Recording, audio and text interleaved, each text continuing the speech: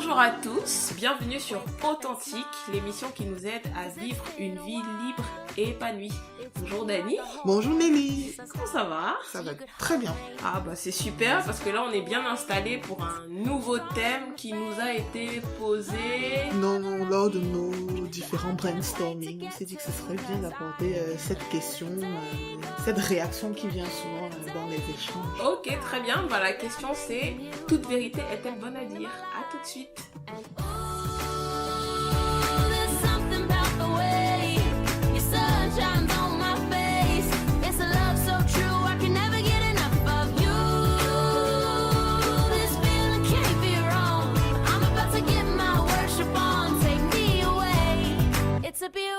Yes, alors Dani, bon, toute vérité est-elle bonne à dire? C'est un bon sujet et en plus, ce que en fait je me disais quand on préparait le podcast, c'est que ça, c'est complètement lié à l'authenticité.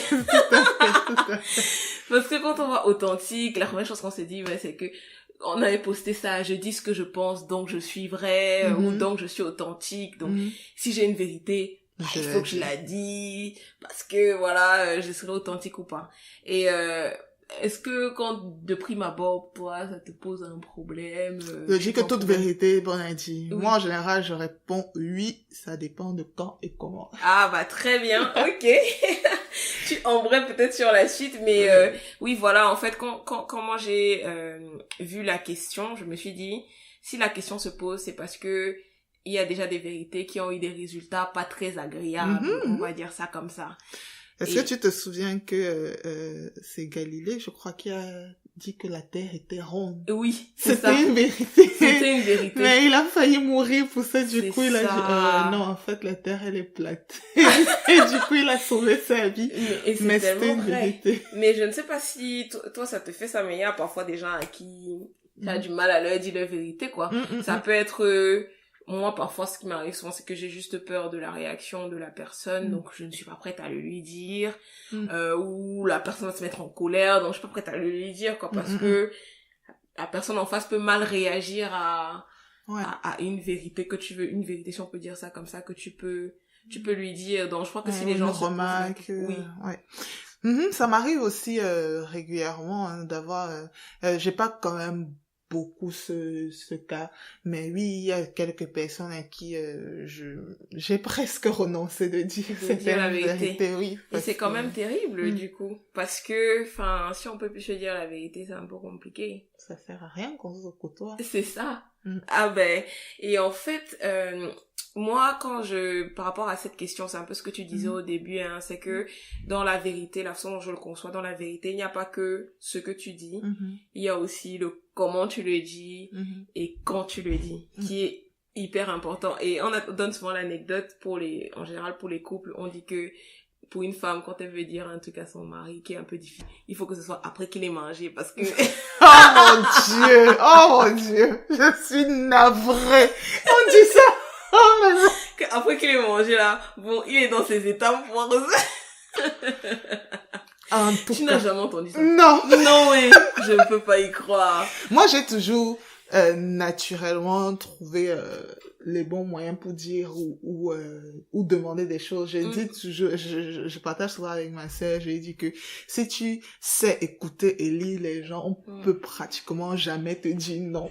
Et c'était toujours dans le sens de lire, saisir les temps, les moyens, le moment favorable pour la bonne personne. Mais j'ai jamais entendu que il faut attendre que son mari ait mangé pour lui délivrer de ça dépend des situations un peu compliquées. Là, tu attends qu'il soit vraiment dans tous ses états, qu'il ait bien mangé, qu'il soit prêt, disposé à... Mais regarde même ne serait-ce que l'histoire de Ruth. Elle lui dit, Naomi lui dit d'abord de faire à manger et que c'est après manger qu'il faut qu'elle aille voir Boaz. Alors... Dans la nourriture, là, il y a quelque chose. Bon, bref. Mais c'est pour dire quand même qu'il y a une question du camp qui se pose, quoi. Et si on prend ne serait-ce qu'un texte de la Bible, par exemple, dans Ecclésiaste 3, la Bible dit qu'il y a un temps pour toute chose. Donc ça signifie bien qu'il y a un temps pour dire les choses aussi. Et il faut avoir la sagesse de vérifier si c'est le bon moment, quoi, de dire la chose ou pas. Le bon moment, ça ressemble à quoi pour ça? Pour moi, ça dépend des cas, des contextes, des sujets. Mais pour moi, il faut que la personne soit un minimum disposée. Et il faut que tu le sentes. Je ne sais pas si je pourrais formaliser comme pour la nourriture, non, qu'il faut dire ça après manger. Mais il faut sentir que la personne est un peu disposée.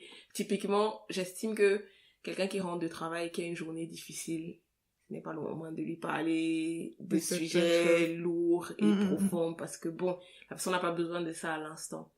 Donc il faut aussi connaître la personne qui est en face de toi, quoi. Ouais. Des fois aussi, c'est le moment où la chose a été faite ou commise. Des fois, c'est pas juste ce bon moment, quoi. Parce que nous aussi, qui voulons délivrer le message, sont pas prêts. Des fois, c'est ça, on ne reprend pas quelqu'un, on dit pas quand on est encore énervé et tout. Ça. On prend sur soi.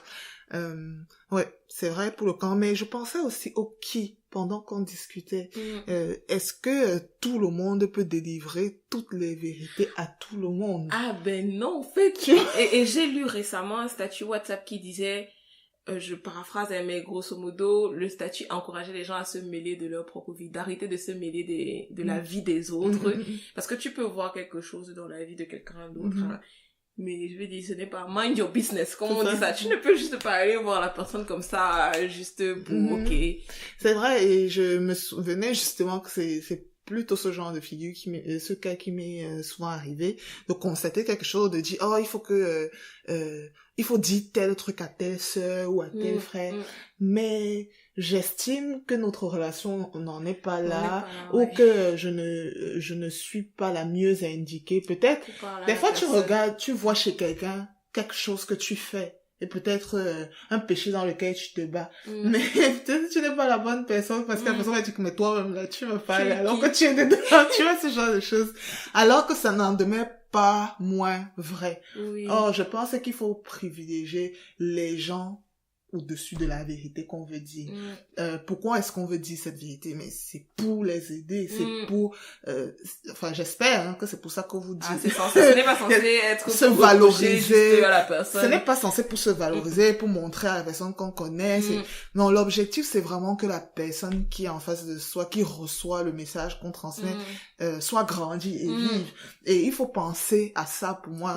On dit, priorité. Voilà, est-ce que si c'est moi qui viens lui dire, ça va lui apporter quelque chose? Des fois, c'est non. Des fois, c'est non. Des fois, c'est pas moi, donc des fois, ça peut être quelqu'un d'autre.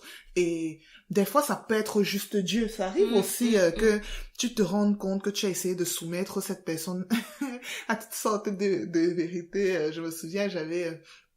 une sœur qui fréquentait un frère, et je lui disais, mais tu sais, il faut que vous fassiez encadrer, il faut que, parce que j'estimais qu'ils avaient besoin d'encadrement, mais je ne me sentais pas assez indiqué pour donner cet encadrement, ni pour leur reprocher les choses que je trouvais qu'il fallait leur reprocher. Donc du coup, moi, la seule chose que je leur disais, c'est chercher de l'encadrement. Et comme ça ne venait pas, je leur ai proposé de l'encadrement. Et même là, ça ne venait pas. Je leur ai proposé des livres qui parlaient de ce sujet. Et comme ça ne venait pas, je dis, bon Seigneur, je vais prier, parce que... Mais à aucun moment, je n'ai pris la liberté de dire que, ok, je vais aller leur dire que ça, vous faites pas bien, vous devez, voilà. Et il faut vraiment beaucoup faire attention à ça. Maintenant que tu dis ça, je me dis, waouh, c'est tellement vrai. Et quand tu parlais, je pensais, moi, ça m'est déjà arrivé. Parfois, je me pose la question où, tu vois, Dieu te dit un truc sur quelqu'un. Et parfois, je me demande, mais Seigneur, je ne connais la personne ni Nathan, ni Dave. Je suis censée faire quoi avec? Est-ce que je suis censée aller dire à la personne que, il y a ça qui n'est pas bien dans ta vie, arrange, ou alors c'est juste pour prier, tu vois. Est-ce que quand tu as une révélation de Dieu sur quelqu'un, est-ce que ça veut dire que ça te qualifie pour être la personne à lui parler? Et moi, c'est vraiment, je me pose très souvent la question, parce que parfois ça m'arrive et je ne sais pas comment je fais. Bon, je prie seulement, est-ce que je dois en parler? C'est toute une problématique dans ma vie. On rentre dans le qui est habilité à dire la vérité. Et puis, si on peut aussi parler si on reste sur le camp, si on peut aussi parler en fait, j'avais un verset dans la Bible qui parlait du fait, pour souligner qu'il y a vraiment des temps pour dire la vérité. C'est que quand le Seigneur décide de révéler la personne de Jésus, la Bible dit dans Colossiens 1, verset 26 à 27, le mystère caché de tout temps et dans tous les âges, mais révélé maintenant à ses saints. Et pourtant, c'est pas comme si c'était maintenant que Jésus existait, ou que maintenant que Dieu avait prévu faire ça. Mais il y a eu un temps précis où il a décidé de révéler la vérité.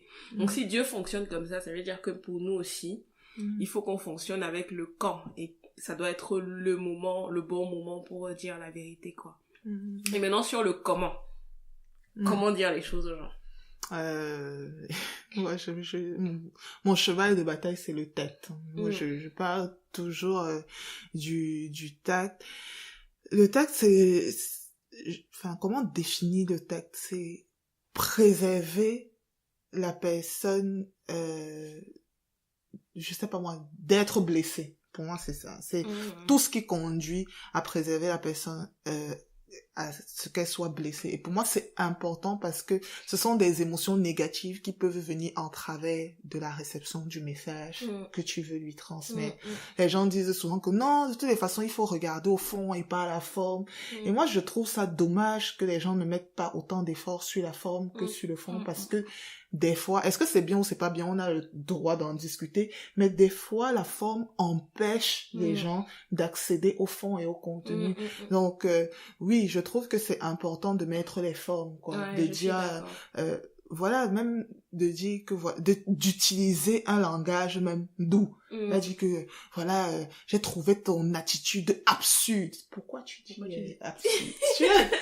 Peut-être, c'est vrai, c'est ce que tu as vraiment ressenti. Mais tu peux lui dire que je n'ai pas compris pourquoi tu as fait ce genre de choses. Et pour moi, c'est... Et sur le fond et la forme, moi, je pense que la personne qui écoute a la responsabilité la responsabilité de regarder au fond.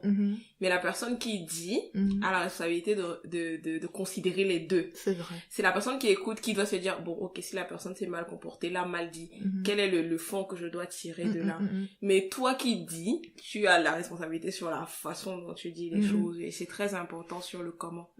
Et je voulais aussi dire par rapport au texte, enfin, j'apprends aussi récemment, ces derniers jours, ces dernières semaines, que je veux revenir quand même sur le texte. C'est vrai, bien d'avoir le texte, mais c'est aussi souvent très important de montrer l'émotion, ce qu'on a ressenti. Tout à fait. Et même si c'est des émotions fortes comme la colère, je sais que moi j'ai du mal à montrer des émotions, des réactions fortes, parce que je trouve ça effrayant même pour la personne qui le reçoit. Mais je comprends et je pense que c'est vrai que ça participe aussi de la compréhension de la personne, de la chose, tu vois. Des fois, on dit que Dieu était en colère et ça faisait peur, quoi.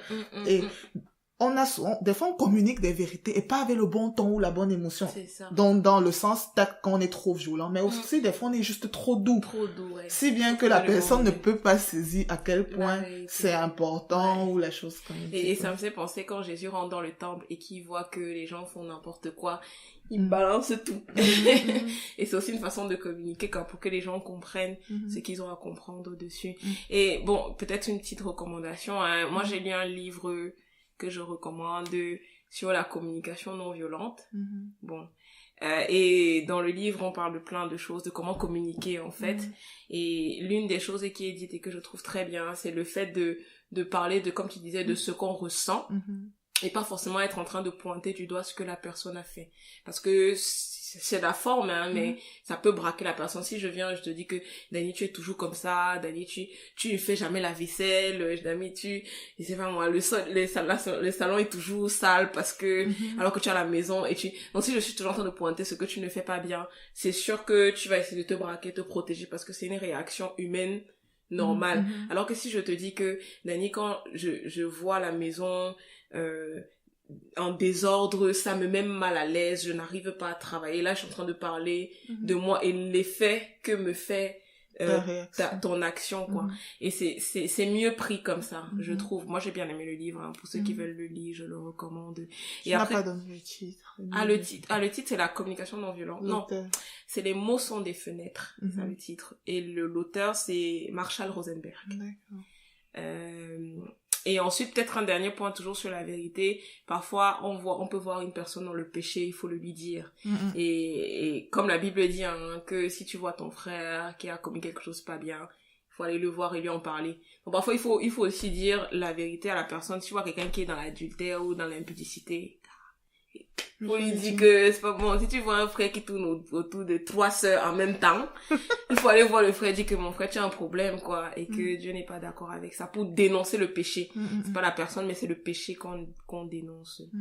Et peut-être pour...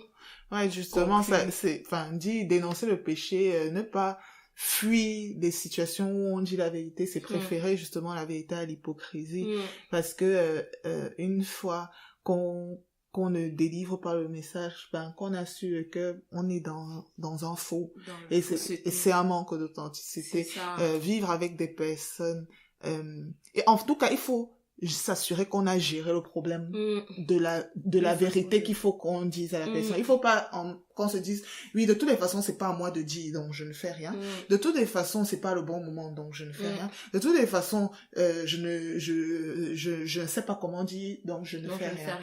On peut ne rien faire, mais gérer le problème, de se dire, ok, j'ai parlé à telle sœur qui lui est proche et voilà, elle va lui en parler, ou j'ai prié par rapport à ça, ou je lui ai recommandé des livres. Moi aussi, ce que des fois je fais sans adresser le sujet, c'est de recommander des livres, des liens. Tous ceux qui me connaissent, je balance des liens YouTube, des extraits d'articles, des screenshots de versets bibliques. Pas forcément, je ne vais pas forcément commenter, mais je vais balancer ça en priant. Mais que la personne comprenne. Je pense que sans ça, on vit quand même une relation hypocrite et sans authenticité. Je suis d'accord. Et puis, ce qu'on se disait, qu'on préparait, c'est que moi, je crois vraiment que il faut préférer la vérité parce que ça va même bien au-delà de notre propre vie. Ça va considérer, prendre en question la vie de plein d'autres gens autour, quoi. Le fait de défendre ne serait-ce que les valeurs de Christ, tu vois, par exemple, c'est une vérité qu'on essaie de défendre et après qui influence les personnes autour de nous. Donc ça va bien au-delà de notre propre et simple vie. C'est encore au-dessus de ça, quoi. C'est vraiment, il y a notre vie et toutes les personnes autour de nous, les générations futures. Et je disais à Dani que quand je lisais le texte de Galates aujourd'hui, Paul dit qu'il a repris sévèrement Pierre parce que Pierre s'est mal comporté. Et après, il utilise ça pour expliquer aux chrétiens de Galates, de Galatie, hein? De Galates, pour leur expliquer que l'évangile, parce qu'en fait, il parle de la circoncision et du fait qu'ils n'ont pas besoin de se faire circoncis parce qu'ils étaient païens. Et il utilise plein d'exemples pour réussir à leur faire comprendre ça. Donc, le petit acte qu'il a fait en reprenant sévèrement Pierre contribue à ce que les chrétiens de Galates puissent comprendre que l'évangile n'est pas basé sur les œuvres, etc., mais basé sur la foi en Jésus. Donc il faut avoir un regard aussi plus large que notre simple situation et se dire que ça peut toucher d'autres personnes, notre entourage ou même nos enfants, les générations futures. Tout à fait. Donc voilà. Un peu ce qu'on voulait partager, hein. On espère qu'on a pu répondre un peu à cette problématique là. Peut-être qu'on a oublié d'aborder certains points. Oui, pour vous, est-ce que toute vérité est bonne à dire? Peut-être vous avez une réponse différente de la nôtre, oui. Ou quel est le poids que vous accordez à la forme dans vos interactions avec les gens, tout simplement. Est-ce que vous dites les choses telles qu'elles vous viennent à l'esprit? Quelles sont vos astuces aussi pour communiquer? N'hésitez pas à partager cela avec nous en commentaire sur Facebook. Exactement. Donc, merci à tous pour votre écoute. On se retrouve vendredi prochain pour un nouvel épisode de podcast intitulé Appel ou SMS WhatsApp, comment gérer nos interactions.